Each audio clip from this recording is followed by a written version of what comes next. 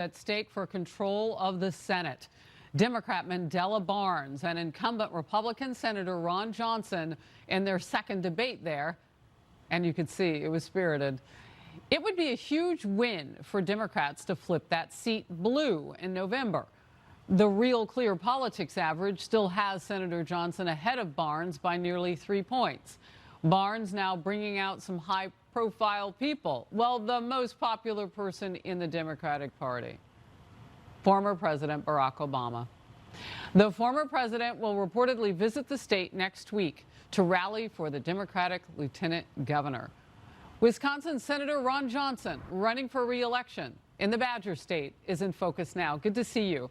So that debate had a lot of politics and policy and all of those things at play. What has you still 3 points ahead, do you think, with all that's going on in your state? What's working? Well, Harris, the truth. Imagine that. We finally been able to describe to Wisconsinites who Mandela Barnes is and what he truly believes in. And he's way too extreme. He's a radical leftist. And that's not where the vast majority of Wisconsins are. But let's face it, all he has, he's got lies, he's got distortions, character assassination, the politics of personal destruction, because he can't defend that record of 40-year high inflation, record gas prices, skyrocketing crime, an open border, a flow of deadly drugs. These are the policies that he supports. These are the policies of the Democrat governance, Democrat control, and that's what's causing Wisconsin families so much pain, and he supports all of that. Yeah, the crime in places like where Mandela Barnes is from, Milwaukee, Wisconsin, sort of reminiscent of what's happening in Pennsylvania right now, and that very consequential for the Senate control race. And that is that you've got a lieutenant governor who is not disconnected to the politics of governing in that state.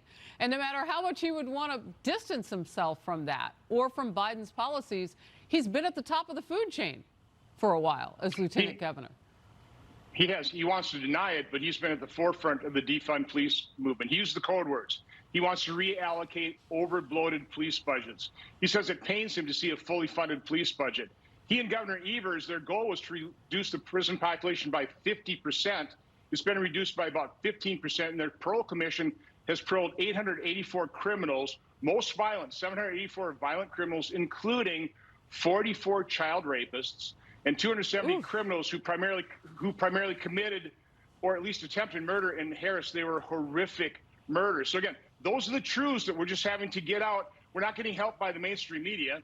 They're leftists themselves, so they'll amplify his lies. They won't tell the truth about Mandela Barnes or ask him tough questions. That's why I need help. Ron Johnson, Senate.com.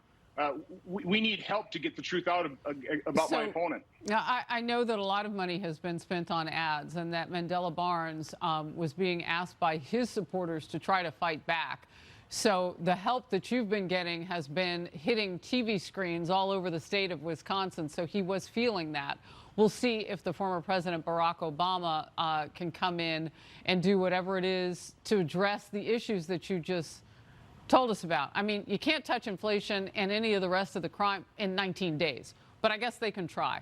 One thing that I would say that media are hitting kind of from both sides, though, are some old tweets by Mandela Barnes. In 2017, he compared Black American musician Tina Campbell to a slave after she announced that she supported President Trump.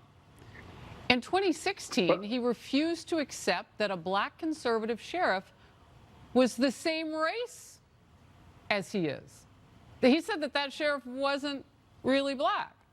In 2015, Barnes praised Iran's supreme leader, Ayatollah Khomeini, for supporting Black Lives Matter. We reached out to the Lieutenant Governor Barnes for his comment on this. We have not yet heard back. Senator. Well, he also supports other brutal dictators like Assad in Syria. You know, he went on Vladimir Putin's propaganda channel 6 times as a member of Wisconsin State Assembly. A few days after the horrific murder of 5 Dallas police officers, basically rationalizing that killing. He said that police were over-exercising their badges, turning their badges into a license to bully, and rationalized that killing, saying it was probably a retaliatory action. So he's allowed himself to be used as a tool of the war criminal Vladimir Putin's propaganda channel, as well as express affinity for Cuba and Syria and Iran. He literally is not fit to be a United States senator. We just cannot allow him to win. Well, I'm anxious to ask him about it. He's been invited to come on The Focus. Meanwhile, keep us apprised of who is coming out to support you, too. We'll get you on. We want to know who's going to be there and what the last 19 days look like for you. Just the last quick word on that, and we'll go. Well, again, Ron Johnson from Senate.com. We need the resources to tell the truth about my opponent. If we can tell the truth, we ought to be able to win this race. Senator Ron Johnson, great state of Wisconsin. Thank you very much for being in focus. Have a great day. You too. All right. So